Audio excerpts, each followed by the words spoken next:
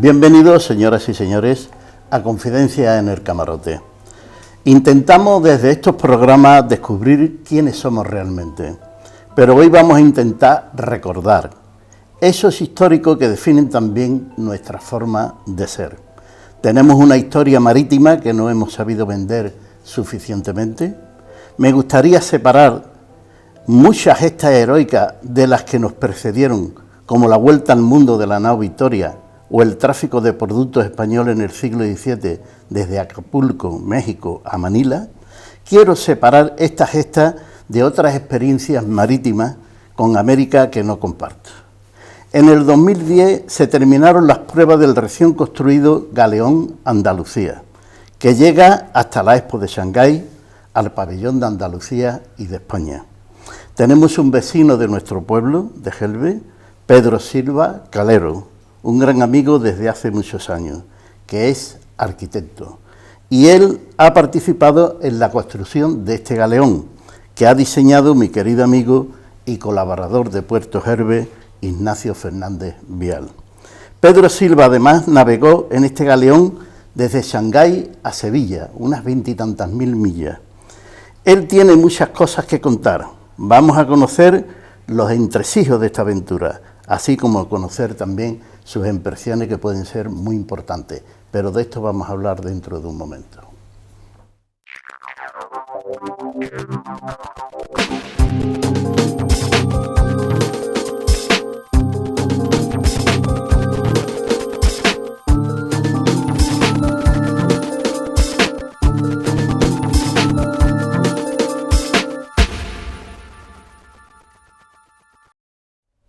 Bien, pues estamos de nuevo en Confidencia en el Camarote y recordarle que estamos con nuestro querido amigo Pedro Silva Calero. Hola, Pedro.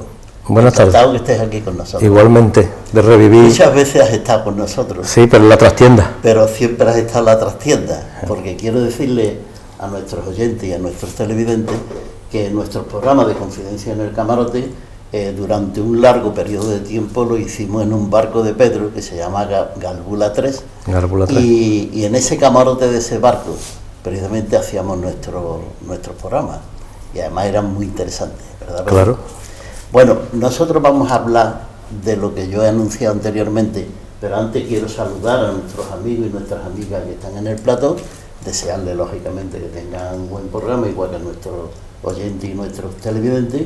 Y Pedro, el tema es el que tú hayas venido de Shanghái a Sevilla en ese barco, por Dios, que tú has participado en su construcción y que la ha hecho, pues, es un diseño de nuestro amigo Ignacio Fernández Vial. Y bueno, y yo creo que es una aventura que hay que contarla, porque nosotros también necesitamos nuestro recuerdo para saber quién somos, porque al final vamos a terminar siendo norteamericanos o algo de eso, porque nada más que vemos películas norteamericanas y gestas norteamericanas y batallas que nos ganan los ingleses y después resulta que es mentira, ¿no? Y cosas de esas, ¿no? Entonces, estos programas tienen que servir para poner a punto los recuerdos, ¿no? Y yo creo que tú puedes decir muchas cosas de esa travesía tan gigantesca, ¿no?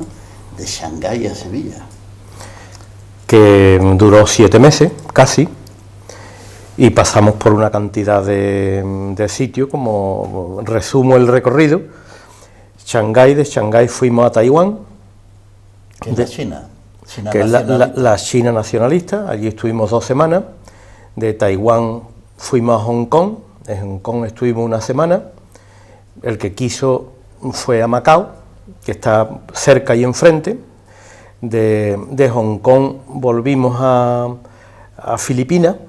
Digo volvimos porque hay que subir algo y bajar luego. Se pasa muy cerca de las islas de Okinawa y de las últimas islas del Japón donde se dieron las célebres batallas de la Segunda Guerra Mundial. No se ven, pero de noche se ve el resplandor de Okinawa, que recientemente han puesto una película sobre la célebre batalla de Okinawa. Y en Filipinas pues tuvimos 1 mes y medio en distintas islas. De Filipinas pasamos a Singapur, pasando por enfrente de Sumatra, de Borneo. Singapur es Malasia, está en la península de Malasia. En Singapur estuvimos, creo que fueron 2 semanas, estuvimos haciendo reparaciones en el barco. De Singapur pasamos por el estrecho de Malaca y cogimos el Índico Oriental y paramos en Ceilán. Estuvimos en Ceilán, tuvimos lo menos 3 semanas, un sitio interesantísimo. De Ceilán fuimos a Djibouti, ya pasando por el Cuerno de África, por enfrente del Yemen, que no le deseo a nadie la travesía, porque tuvimos hasta que contratar piratas, ¿no? asistencia, que nos costó una fortuna, los 13 días que tuvimos que pagarlo en libras, con lo cual eso que tú dices que el mundo se va por ver norteamericano, pues es verdad, si no norteamericano es inglés. A mí particularmente me ofendió muchísimo aquello de tener que pagar 24.000 euros en libras y en Londres, para que subieran al barco unos 3 Rambos, como lo decíamos nosotros, con ametralladoras, bombas de mano, y pusieron el barco como una atalaya. Y después entramos en Djibouti, estuvimos 2 días solamente para repostar, subimos por el canal de Suez, que es un mar tremendamente desagradable, vamos por el Mar Rojo y el canal de Suez. Sin embargo, llegamos a un sitio agradabilísimo, que es Port Said, ya a la salida del Mediterráneo. Por aquel entonces, después de 6 meses que llevábamos ya, la línea del Mediterráneo que se veía al final del puerto de Port Said nos parecía la tierra prometida. Es como ver la casa, ¿no? Es como ver la casa. Aquí ya se respiraba el europeísmo y el Mediterráneo, mejor decirlo. Enfrente, un poco antes, se ve el monte Sinaí, que a mí me causó una gran impresión ver el monte Sinaí, que se ve estupendamente desde el Mar Rojo. Después estuvimos en Estambul 3 semanas, que coincidimos con el Juan Sebastián Elcano, precisamente, con el buque escuela. Estambul es una ciudad esplendorosa. De hecho, yo no estaba bien con los turcos desde la batalla de Lepanto y ya me reconcilié con eso. Se dice todo. Llevaba 4 siglos enfadado con ellos, pero me reconcilié. Y de allí vinimos a Alicante porque teníamos que entrar en Cádiz y no era la fecha con el acontecimiento de la Pepa y eso. Tengo que decir que me recorrí, y ahora vuelvo otra vez a empezar desde el principio, que me recorrí todas las ciudades estas, desde Manila, Bohol, de Filipinas, Hong Kong, Estambul, en bicicleta, con este mismo pantalón, por eso lo traigo roto y sucio, porque alguna servidumbre tiene la bicicleta, pero la verdad que una capital como Estambul en bicicleta se disfruta, horrores, se disfruta de una forma esplendorosa, intensa. Y bueno, y ahora vuelvo otra vez al principio, como haciendo un recorrido para que sepan los espectadores por dónde estuvimos. El barco se hace como consecuencia de ser pabellón de Andalucía o parte integrante del pabellón de Andalucía en la feria, en la Expo de Shanghái. Se fabrica en Punta Umbría porque tenía que estar cerca, es un barco tremendamente grande, tiene 500 toneladas y pico, 56 metros de eslora, una reproducción exacta con el rigor histórico que Ignacio Fernández Vial, que va a clavar una puntilla en el barco y se lo prohíbe, porque ya las puntillas no existían como tales en aquel entonces, y tiene que tener el rigor histórico suficiente como para que ni un rincón, entre otras cosas porque teníamos que estar 1 mes y medio o 2 meses en Filipinas, y este galeón es la fiesta nacional de Filipinas, que allí el 12 de octubre, que fue cuando nosotros entramos en Manila, es la fiesta nacional de Filipinas, es el Día del Galeón, porque el galeón allí ha sido una institución. De hecho, cuando Filipinas era colonia nuestra, el contacto con la civilización y con la cultura y con la madre patria era a través del galeón que salía de Acapulco y llegaba a Manila. Se llamaba el Galeón de Manila, así se dice en español en Filipinas. Se habla muy poco español ya en Filipinas, solamente la gente pudiente, pero todo el mundo se llama Pepe Ramírez y José Pérez, y aunque no hablen ya español. Aunque no hable español. Y bueno, y hay alguna tienda tan antigua que pone Fotos Acevedo, que lo recuerdo perfectamente, Malina, Fotos Acevedo, casa fundada, y luego entra uno allí que parece que te va a entrar en España y resulta que el tío te habla en inglés y se llama José Pérez. Cosas tremendamente, parece mentira que en 50 años que estuvieron los americanos borraran el español de una forma tan aplastante, pero bueno, lo van a borrar casi aquí, con eso os lo digo todo.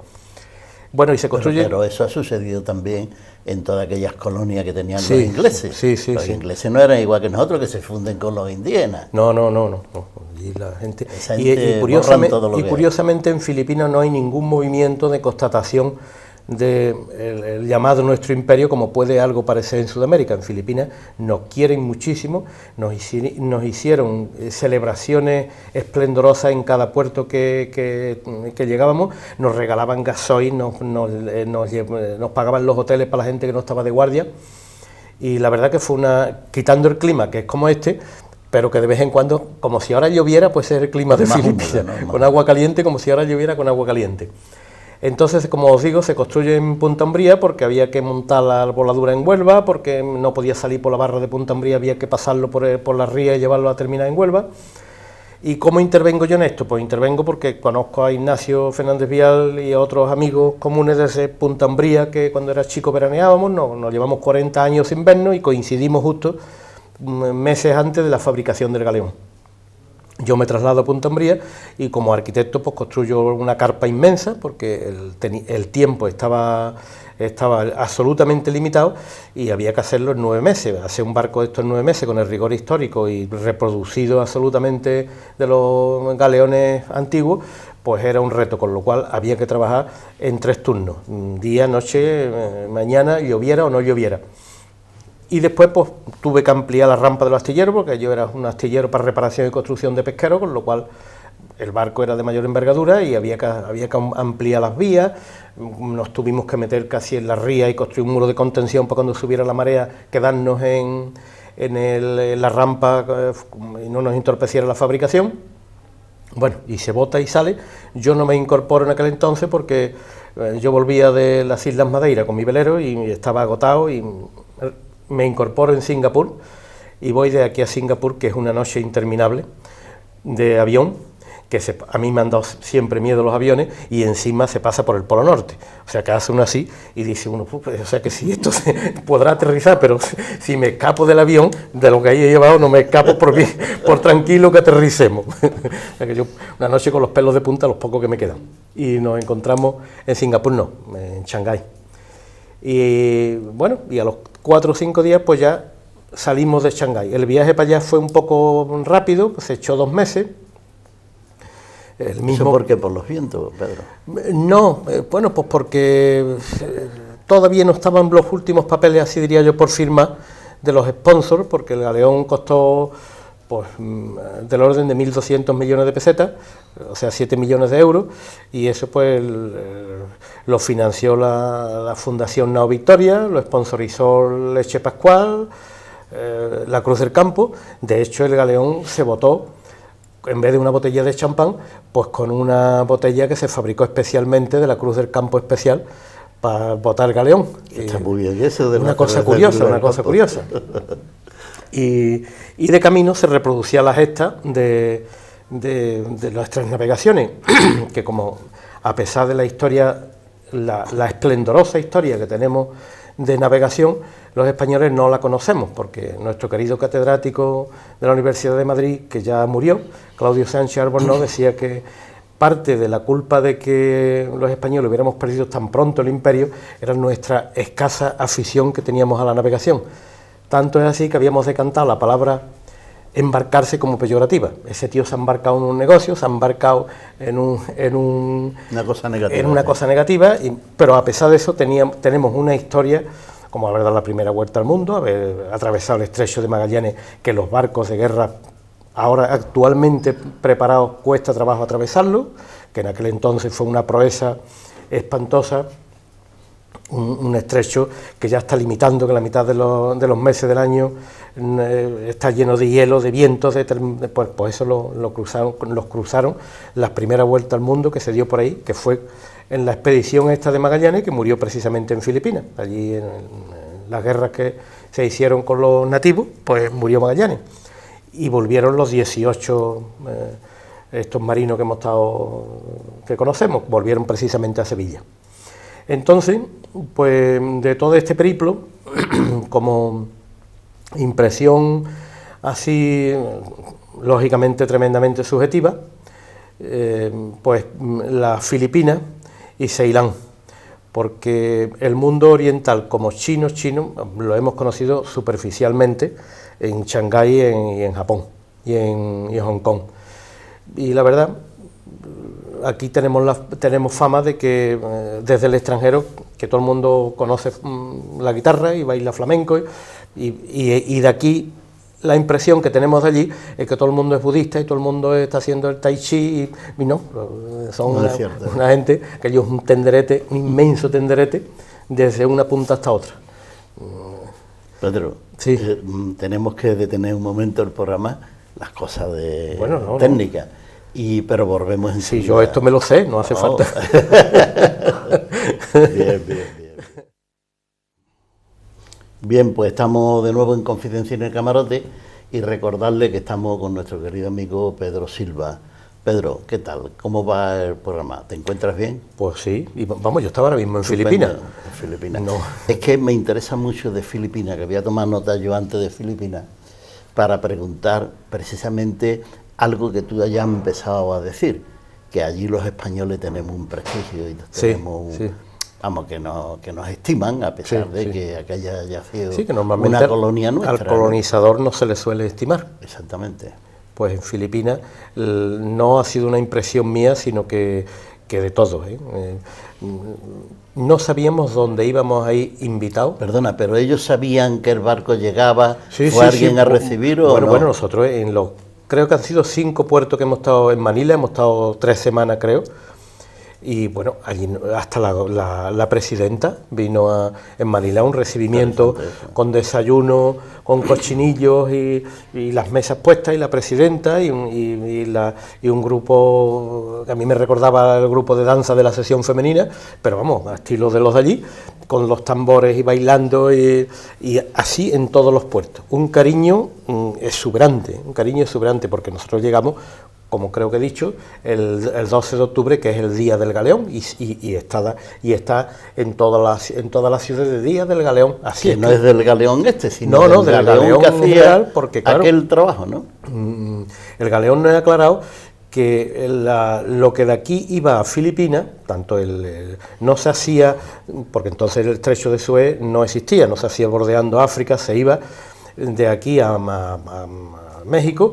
Se bajaban las personas a los carruajes, a las mulas, y el material, la seda, todo lo que iba de España, lo atravesaban en mulas el estrecho por México, el estrecho de lo que ahora es el canal de Suez, pero un poco más al norte, que es más ancho. Bueno, unas dificultades impresionantes. Llegaban a Acapulco, que está en la costa del Pacífico, y de ahí salía el galeón, que echaba 27 o 28 días o 30, dependiendo, porque ahí los vientos dominantes son hacia Filipinas. Y bueno, y salían pues prácticamente cada mes uno.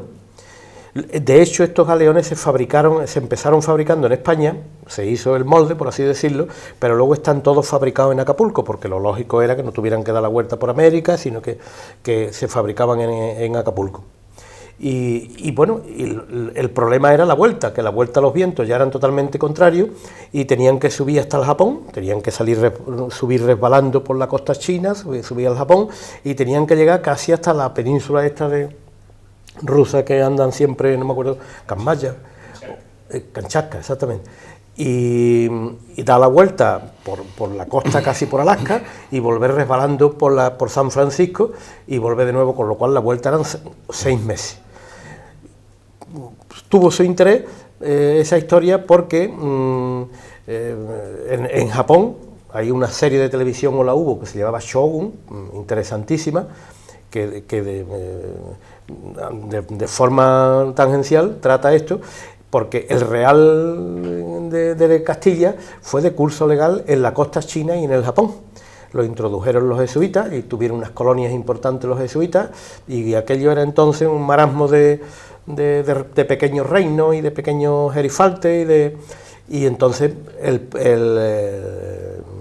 principal de los jesuitas, que nunca me acuerdo cómo se llama, el general tenía tanta importancia como cualquier reyesuelo de los que en el Japón había.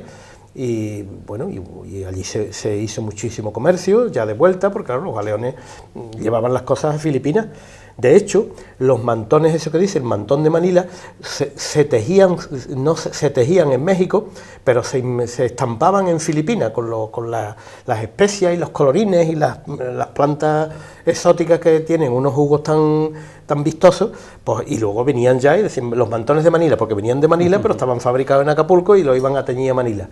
Así que todas estas historias son curiosísimas y bueno, y dejamos allí una impronta. ¿No has dicho si pasaron ustedes por territorio israelí o no? Bueno, pero eso yo no pasé, eso fue a la ida, ¿no? Que hubo que hacer una escala técnica en Haifa hasta que se arreglaban los papeles, porque cualquier papel es dinero y en Haifa ¿Y pues esa no. gente también trajeron la banda de música para tocar? No, porque allí había que, hasta que no averiguaban, según me contaron los compañeros, hasta que no averiguaban quién era cada uno, quién no era, si la expedición era verdad, si no era verdad, lógicamente, pues tienen muchas precauciones. Pero bueno, la metralleta. Echaron 15 días que algunos de la expedición fueron a Israel y en fin, se divirtieron porque aquello es un oasis comparado con lo que hay alrededor, que no hay más que tiro. Y bueno, y la ida pues, pero la ida fue muy rápida. Tuvieron una avería en el Mar Rojo, tuvieron que subir hasta Somalia, creo que, o bajar hasta Somalia y volverse, porque tuvieron una avería, la tuvieron que arreglar. Y la ida lo pasaron, creo que mal, por las averías y por el acomodo de la tripulación. La tripulación estaba compuesta por 23, 24, 27, fundamentalmente de muchachos que no llegaba ninguno a los 35 años, y muchachas, iban algunas mujeres. Un primer capitán, que era militar, bueno, y era y es, de aviación de la Marina, un señor Paco de la Cruz, de 56 años, un segundo capitán, Fernández Murube, sobrino de Ignacio Fernández Vial, y luego ningún profesional más, porque la verdad es que era un barco de vela, la tripulación, y había que tirar de la tripulación era toda de gente universitaria, tanto los masculinos como los femeninos, y allí pues había desde ingenieros de telecomunicación que se encargaban del radar, a ingenieros industriales que se encargaban de las máquinas y de la depuradora propia del barco, o sea que el barco estaba asistido. Lo que pasa es que como gastaba 1.600, 1.700 euros al día de gasoil, pues cuanto que el viento venía mínimamente favorable, ya estaban tocando un pito, maniobra de vela, estuviéramos todos durmiendo, fuera a la hora que fuera, y subí una vela de ese barco, hacía falta 13 personas, porque costaba trabajo, vamos, y si hacía viento que había que estar pendiente, pues hacía falta las 20 personas. Pedro, y la vida en un cascarón de nuez como ese, que va por esa mar que es tan tremenda, ¿cómo la relación es inalterable o la relación entra en conflicto? O bueno, como en todas, ¿qué es lo que pasa ahí? Porque son muchos días, ¿no? Como en todas comunidades humanas y estrechas y de estrecha relación, los conflictos empiezan a apuntar cuando las travesías son largas.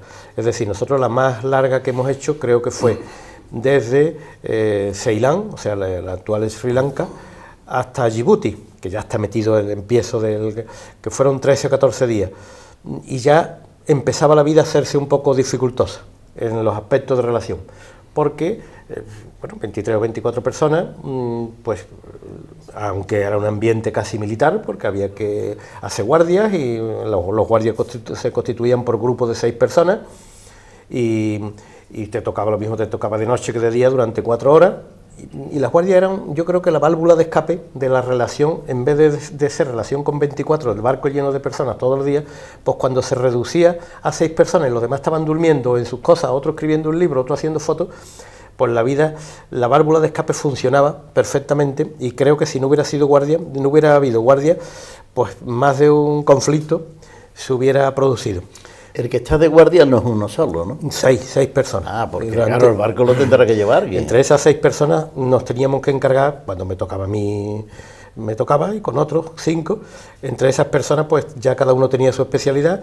Uno se encargaba de los motores, otro del radar, otro de seguir rumbo en los mapas, otro de estar pendiente de lo que sea, y entre esas mismas guardias pues había turnos, porque lógicamente, poniendo un ejemplo del Índico, que fue la navegación con los problemas de los piratas, pues ya había que estar en proa 2 personas, otras 2 personas en proa, con las linternas, con las ametralladoras de los tíos estos que estaban asistiéndonos, y ya era un poquito más delicado, pero claro, 4 horas mirando al horizonte de noche, puede uno ver hasta piratas aunque no los haya, entonces, introduce una tensión, con lo cual incluso en las propias guardias nos turnábamos de sitio. Ahora, pues ponte tú con el timón o con el pendiente de rumbo, y que yo me pongo con el tío de la ametralladora detrás o delante, vamos, en proa o en popa, lógicamente conectados con radio, y cualquier eventualidad había que comunicarla al puente, en fin, pero aparte de eso, yo entiendo que la vida fuera un poco más difícil para mí porque al que menos le llevaba otros 35 años, o al que más, y claro, pues la convivencia de una persona de 35 años con una de 65, 60 y más, yo tenía ya 68, no es la verdad un camino de rosas tantos días comiendo, porque no he dicho que en las 6 horas de guardia, si te toca la guardia del desayuno y el despertar, pues tiene que despertar la gente, hay que tener las mesas preparadas para el desayuno, los fuegos encendidos, y si te toca recoger platos, pues la guardia es la que recoge los platos, porque el que come pone su plato en el fregadero, lo enjuaga y allí se queda para la guardia, los 6 de guardia, que se quedan nada más que uno a cargo del barco, y los 5 restantes pues a limpiar platos y a fregar las mesas, ponerla boca abajo y boca arriba, y bueno, aquello no era un comedor en forma, porque el rigor histórico del barco imponía que cuando la mar se mueve, el agua le pasaba a uno por los pies, tenía que hacer así para no mojarse mientras que se comía, porque estaba en la cubierta, y con los invernales que tienen los barcos, pues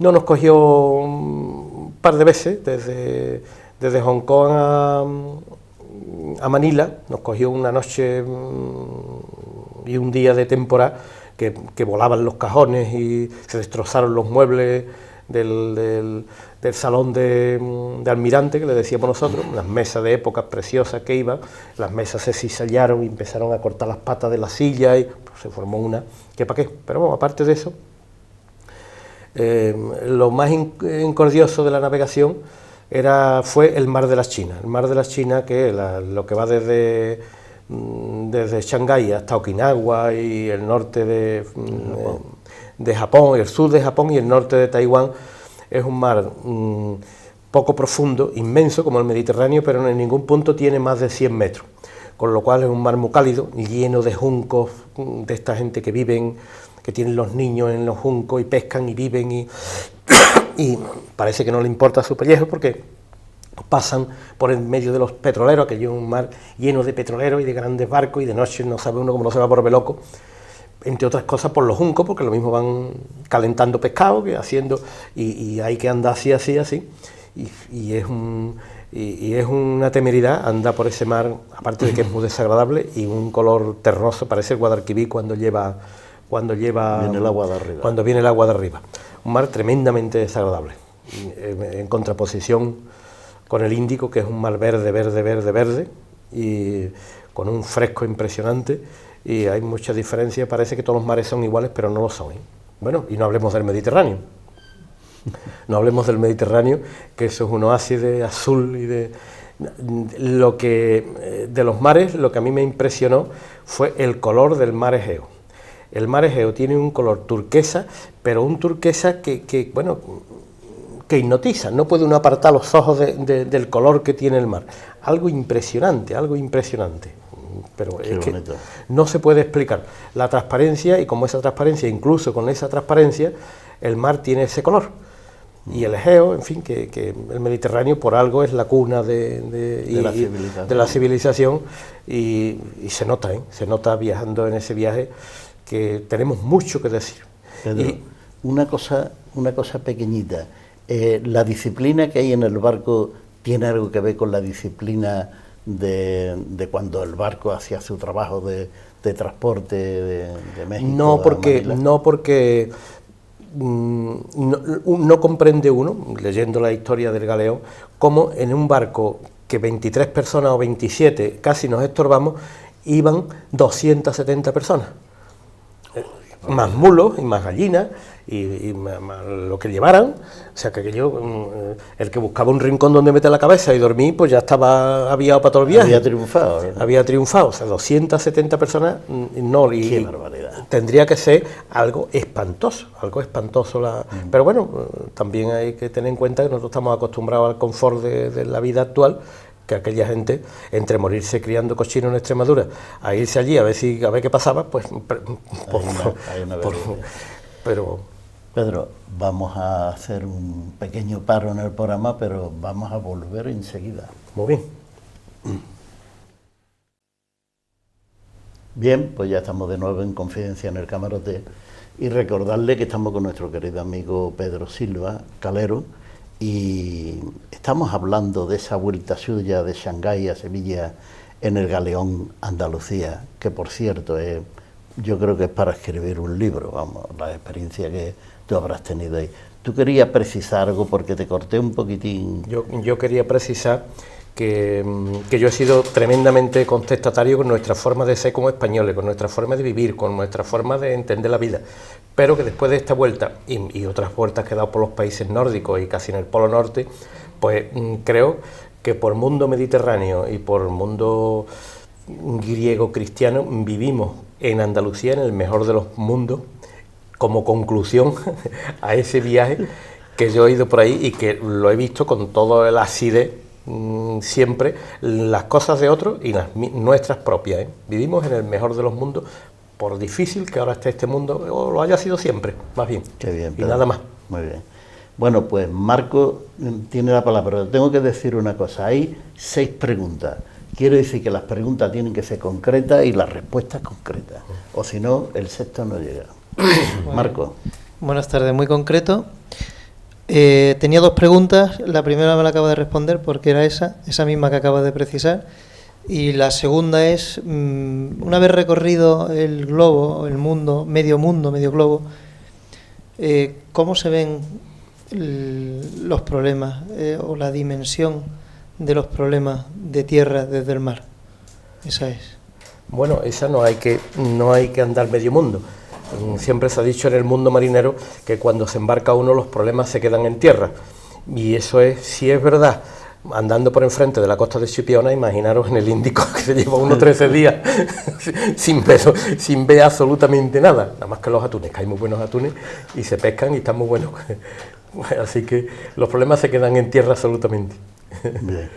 Bueno, pues... Bueno, la pregunta era, en un viaje tan largo, tanto de ida como de vuelta, ¿hubo algún accidente con alguno de los tripulantes o hubo que trasladar a alguien? Yo me accidenté, el único que me accidenté por viejo y por atropellado, porque me dio un corte en la calva con una cincha y me abrí y me tuvieron que curar. Hay fotos de sangrando, pero ese fue el único accidente que hubo. Bueno, y las borracheras de rigor, lógicamente, no, cuando se llega a tierra, que no se pueden conceptuar como enfermedades o como accidentes. Bien, aparte gracias. De eso, ninguno. Pues Servando tiene la palabra.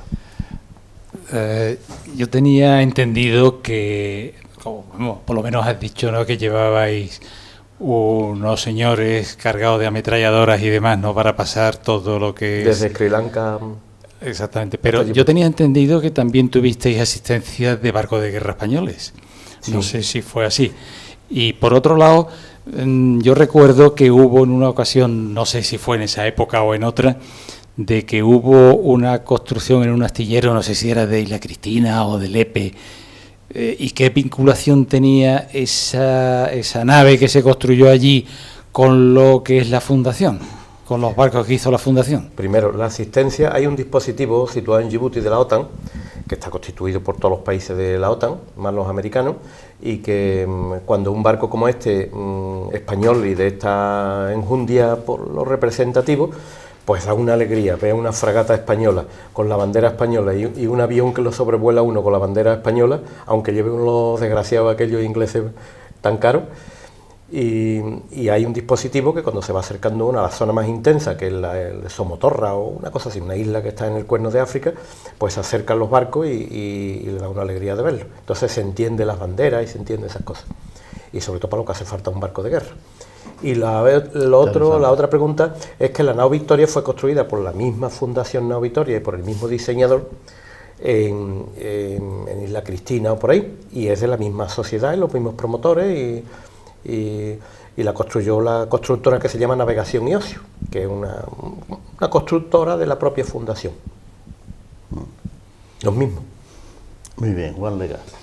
Pedro, en la vida aprendemos constantemente de todo lo que nos va ocurriendo, pero cuando se hacen cosas extraordinarias, como en tu caso el haber estado embarcado durante mucho tiempo en esta aventura, o en otras ocasiones que has estado haciendo travesía, ¿podrías decirnos alguna cosa concreta, una o dos, las que recuerde o se te vengan a la cabeza de esos aprendizajes que se hacen inevitablemente cuando uno está embarcado.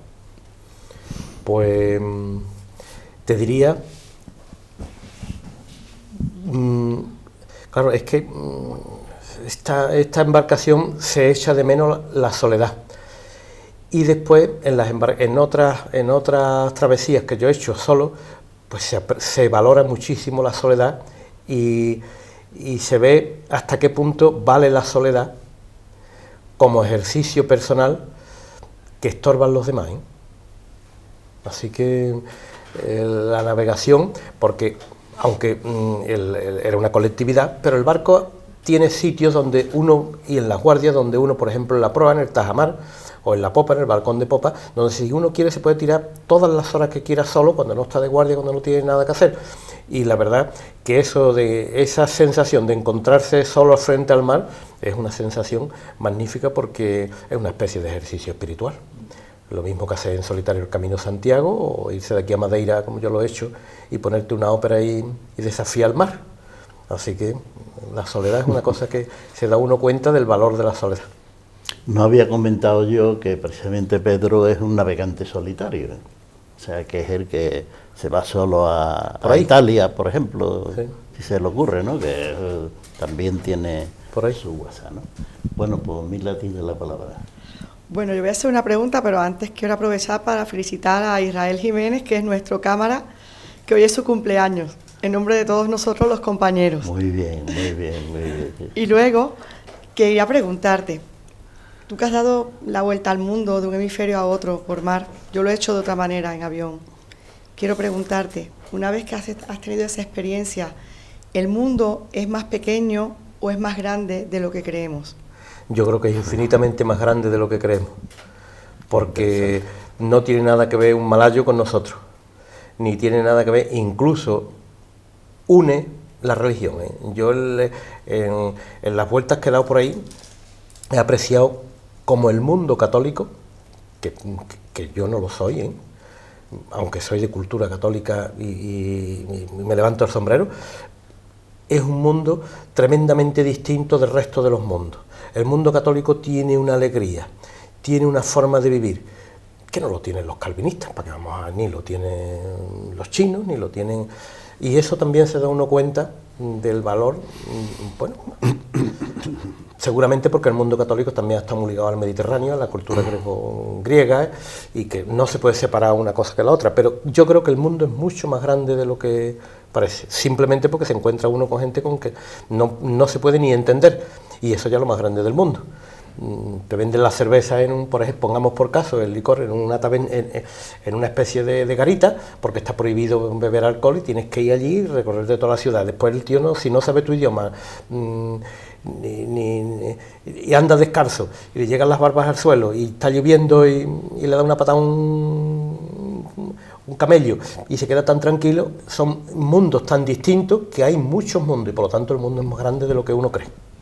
En consecuencia te pregunto, el haber estado en contacto con culturas tan diversas, ¿crees que nos hace más humanos y más tolerantes hacia las personas que son distintos a nosotros, o crees que al contrario nos volvemos más individualistas y más exclusivistas hacia lo nuestro?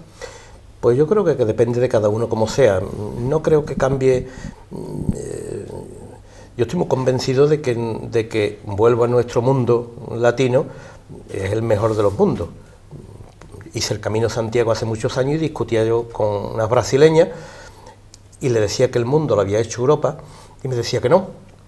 Y le miré los zapatos y digo, pues mira, esos son de una marca que se vende en Madrid. Después llevo unos pantalones vaqueros, esos son americanos, que América se ha hecho con los despojos de Europa, como decía Ortega. Llevan una blusa y los chinos visten con corbata. Es decir, que el mundo lo ha hecho Europa, pero que las personas que somos tolerantes y conocemos eso, aunque estemos muy convencidos de que nuestro mundo, como he dicho antes, es el mejor, pues a mí no se me ocurriría vivir por allí, interferir ni en las costumbres, ni en la vida. Creo que te hace más tolerante, porque ves las costumbres de otros y convivir dentro, inmerso en las costumbres de otros, pues probablemente o se va uno o tienes que convivir con las convivencias de los demás, entre otras cosas porque nadie se mete con lo que uno hace. Y lógicamente a nadie se le ocurre en estos tiempos interrumpir las costumbres, los ritos, ni las creencias de otros. Creo que se hace uno más tolerante. Muy bien. Bueno, pues entonces vamos a concluir el programa, Pedro. Muy bien. Nos vamos a despedir de nuestros amigos y nuestras amigas que están en el plató. Creo que han tenido un buen programa. Bueno. Siempre estos programas sirven para aprender, Pedro. Bueno, sí. Siempre. Sí. Son interesantes. Sí. Y a ti, pues, te deseo todo lo mejor del mundo. Te doy las gracias por haber estado aquí con nosotros. Hemos estado muchas veces juntos en tu barco. Muchas. Hemos hecho los programas en tu barco y hemos estado en tu barco muchas veces. Y además que te lo agradecemos, ese desinterés que tú tienes por las cosas y colaboras, eres un gran colaborador. Sí, bueno. Pero que este programa no es por eso, este programa es porque tú has vivido una aventura que hay que contarla. Sí, es una gesta marítima que debemos de decirla, porque la gente tiene que saber que suceden otras cosas y que procedemos de una historia como la nao Vitoria, hombre, que no se puede olvidar, y cosas que tú me contaste un día de batallas entre los españoles y los ingleses, que los ingleses no mencionan nunca porque los españoles le dieron una turda interesante. La batalla de Veracruz. Por ejemplo, esas cosas hay que contarlas para que la gente sepa un poco la historia. Bueno, Pedro, pues te agradecemos muchísimo que hayas estado aquí. Y tengo que decir un par de cosas. Una, que estos programas tienen un presupuesto de ingreso cero y de gasto cero. Quiere decir que todos los que estamos aquí trabajamos sin ningún tipo de interés económico. Nos interesa fundamentalmente hacer nuestros programas y no vender nuestros programas, sino vender las ideas de los contenidos de los programas. Nos dedicamos a eso. Y ahora estamos muy felices porque precisamente en la Argentina hemos descubierto que se ven nuestros programas y que hay una emisora que nos ha pedido permiso para poner nuestros programas. Nos ha dicho, pongan ustedes todo lo que quieran, que nuestros programas es para que la gente haga con ellos lo que quiera, fundamentalmente aprender, difundir, explicar lo que pasa en el mundo. Esa es una cosa que quiero decir. Y otra es que estos programas son posibles porque está aquí el Israel, que es una maravilla, y el Juan, que es otra maravilla en todo aquello de la imagen y el sonido, y son entregados por completo a esta causa de la información y de las ideas. Y nosotros, a nuestros oyentes y televidentes, decirles que hasta la semana que viene, que ellos conecten con nosotros donde mismo han conectado, pues nos despedimos si Dios quiere.